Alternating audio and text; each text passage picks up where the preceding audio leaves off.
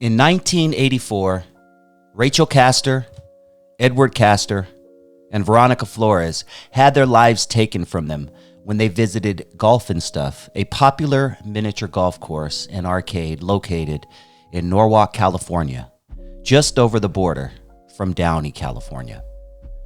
The person who ended their time on this earth has never been identified. April 13th, 1984.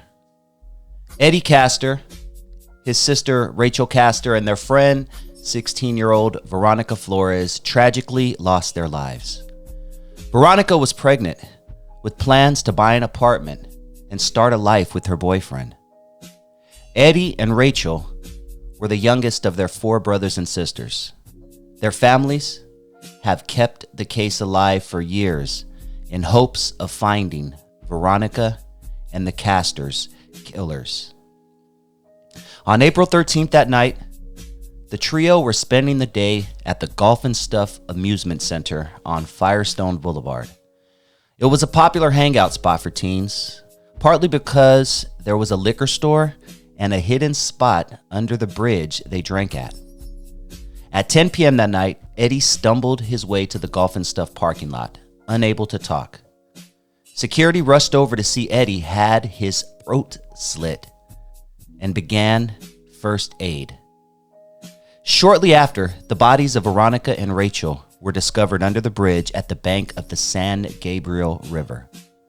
All 3 of them would die from their injuries that night, having been stabbed to death by an unidentified attacker. Found under the bridge was pentagrams and frogs impaled on fence posts. The pentagrams led into the most common theory for the Rders, that they were killed by Richard Ramirez. Ramirez was a vagrant serial killer in California known for breaking into people's homes, stabbing them to death, and leaving satanic symbols. Richard had committed a murder in Los Angeles just 3 days prior to the triple homicide, proving he was in the area. On the other hand, it differed from his usual pattern. Richard was weak and scrawny. It was unlikely that he'd risk attacking 3 teenagers in a public area.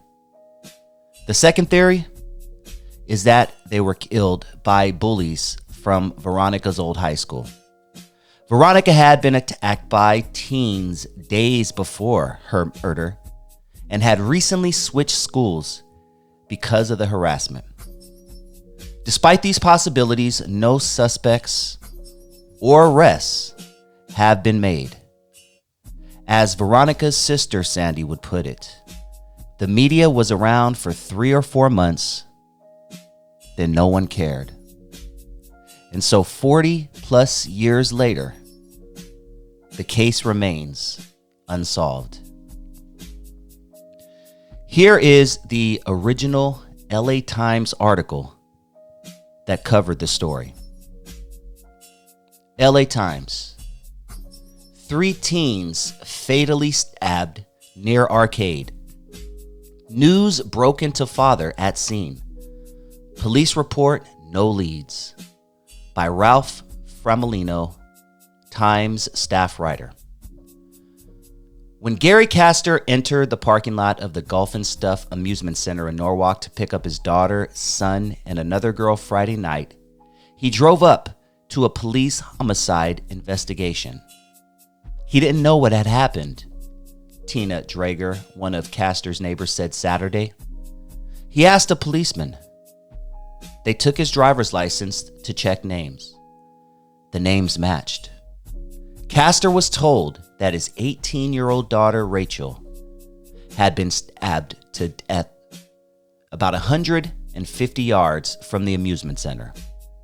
Also killed were Kaster's 15-year-old son, Edward, and the other girl, 17-year-old Veronica Flores, police said. Employees of the golf course and arcade called police after Edward, his throat slit, staggered up the incline from the concrete bed of the San Gabriel River, down a steep concrete bank and across the parking lot, before collapsing on the sidewalk in front of the amusement park. The bodies of the two girls were found under the bridge, and the three were taken to two local hospitals where they were pronounced dead minutes before Kaster drove into the parking lot near midnight. From 11 p.m. Friday through Saturday afternoon, investigators interviewed patrons of the amusement center and examined the riverbed, which forms the boundary between Downey and Norwalk and is a popular path for bicyclists and joggers. Police also said it is a popular place for teenagers to use drugs and drink beer. Investigators said, however, that they do not know why the three victims were in the riverbed Friday night. Here are some comments from people who remember that day. Billy Rose says, when is the last time Downey PD looked at this case? There are so many advances in DNA, it definitely should be looked at again. I wish we could have planned ahead and planned a vigil at the golf and stuff on this anniversary date. We could have invited the press and got some attention to this case. We really do need to get this back in the news. I'll never forget that day. Sonia Ray says, I wish that somehow one of these TV shows like 2020 or a cold case show could look into it, because I feel like if it was on TV or something, that the police would do more investigating. Elizabeth Page says, this story just upsets me, and every time I see someone watch Karate Kid and they're at golf and stuff, it just flares my anger that no one was held accountable. There has to be something that can be done. Like with Linda O'Keefe's case, they did Linda's story. Perhaps the police can try that. It took 45 years for Linda to get justice. So for anyone who doesn't know, Karate Kid did have a famous scene at golf and stuff. And even the new spin-off show, Cobra Kai, has been filmed at golf and stuff. And if you go to golf and stuff, there are a lot of pictures and memorabilia of the Karate Kid franchise. Summer 6 says, I'll never forget little Eddie, as he was known to us. He and his mom lived across the street from me on Flower Street in Huntington Park. My brother was also Eddie, hence Big Eddie and Little Eddie. He was such a cute little kid. My brother Eddie died April 14th, 1974, and Eddie 10 years to the day, April 13th, 1984. I can't believe, with all the advanced technology we have today and the fact that someone has to know something, there are still no answers. R.I.P. Little Eddie, Rachel, and Veronica. We haven't forgotten. Mary Novak Whitehead says, the detectives are the problems with my brother's 1983 murder too. They have DNA but refuse to use it for anything more than CODIS. For the life of me, I can't understand their reluctance. Tiffany Perez says, I will never forget this horrific event. To have a friend murdered is something that never leaves you. And to have it still unsolved after all these years makes it even worse. I will always remember you, Rachel. May you, Eddie, and Veronica's soul someday get the peace you deserve.